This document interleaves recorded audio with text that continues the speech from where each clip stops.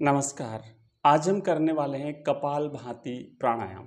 देखो प्राणायाम जो है वो हमारे स्वास्थ्य के लिए बहुत फ़ायदा करते हैं और अलग-अलग जो प्राणायाम है उसमें से एक कपालभाति प्राणायाम को करने का सही तरीका अगर आपने जान लिया और उस सही तरीके से अगर आपने कपालभाति प्राणायाम को अगर किया तो निश्चित रूप से आप एक शानदार एक शारीरिक स्वस्थ जीवन जी पाएँगे। तो कैसे करना है आइए शुरुआत करते हैं। पहले पद्मासन में बैठेंगे। पद्मासन में कैसे बैठना है मैंने मेरे कई वीडियोज़ में आपको बता दिया है। इस तरीके से आप आराम से बैठेंगे और धीरे-धीरे अभ्यास करेंगे तो निश्चित रूप से आपका ये आसन शानदार तरीके से लग जाएगा। पद्मासन में बैठने के बाद दोनों हाथों को घुटनों पे लगा देंगे और ध्यान की मुद्रा में लगा करके कमर बिल्कुल सीधी रहेगी, ध्यान रखना है। इस तरीके से बैठेंगे, ज़्यादा कड़क नहीं, तनाव नहीं, बिल्कुल शरीर आराम से लेकिन कमर सीधी आपको रखनी है। अब क्या करना है, आपको श्वास को निकालना है, झटके के साथ निकालना है, लेने पर ध्यान नहीं दीजिए और ऐसे निकालिए जैसे आप शरीर में से कुछ फेंक रहे हैं, बाहर फेंक रहे हैं। तो इससे हमारे शरीर की जो अशुद्धियां हैं वो बाहर चली जाएगी, है ना। ध्यान देखो कैसे निकालना है आपको। पहले गहरी लंबी श्वास ले लीजिए और उसके बाद फिर शुरू करते हैं। धीरे धीरे आराम से लेनी है, रुकेंगे, निकालेंगे,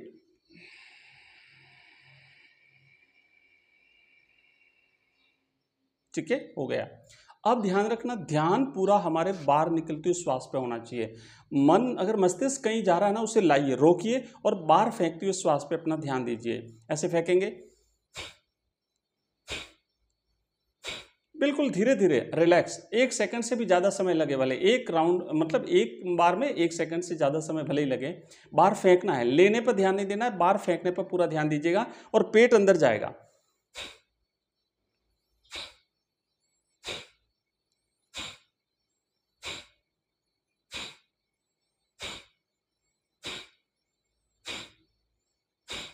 कितने अद्भुत फायदे मैं आपको बताऊंगा। इससे पेट जब अंदर जाता है ना तो पेट की पूरी मालिश हो जाती है, पेट की पूरी क्या अभ्यास हो जाता है। जब लगातार काफ़ी देर तक करेंगे तो अब धीरे धीरे आपको यहाँ पे जो है वो प्रेशर बढ़ना शुरू हो जाएगा, मतलब दबाव बढ़ेगा, आपको यहाँ पे फील होगा जो है वो इसको करेंगे तब। साथ ही साथ इससे फेफड़े भी मजबूत होते हैं और सही ऑक्सीजन हमारे शरीर में, पूरे शरीर में सर्कुलेट हो पाती है।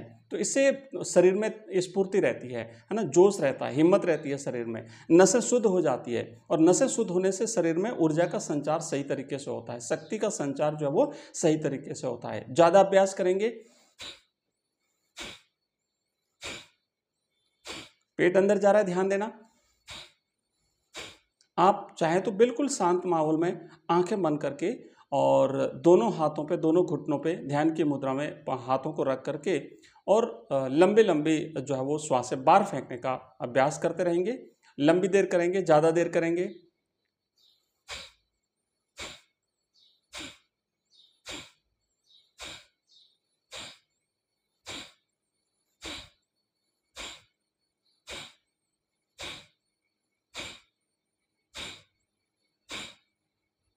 ध्यान पूरा आपका बाहर जाती हुई श्वास पे रहेगा।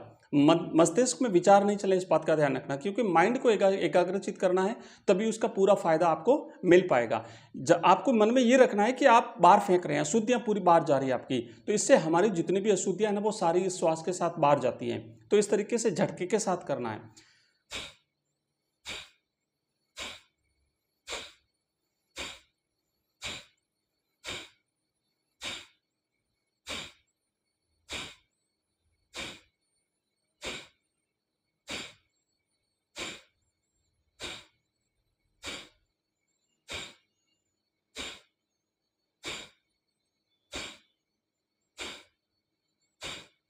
अब देखो, करते समय कई प्रकार की समस्या हो सकती है।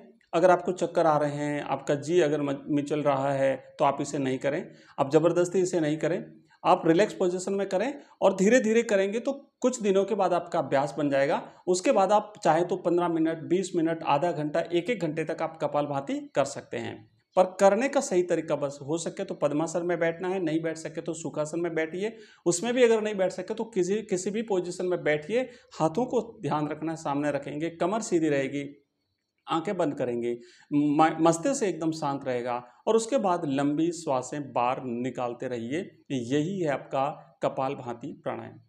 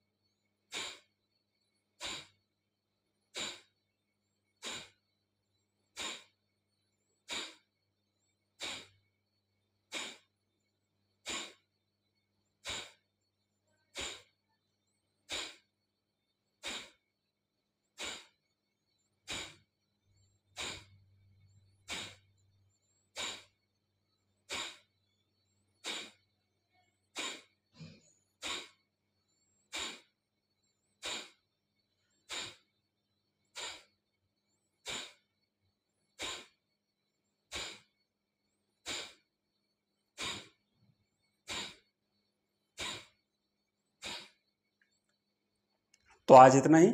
आप कोशिश करेंगे, इसे लगातार करते जाइए, अपना अभ्यास बढ़ाते जाइए, स्वस्थ जीवन का आनंद लेते जाइए। मिलते हैं कल एक और नई क्लास में। जय हिंद, जय भारत।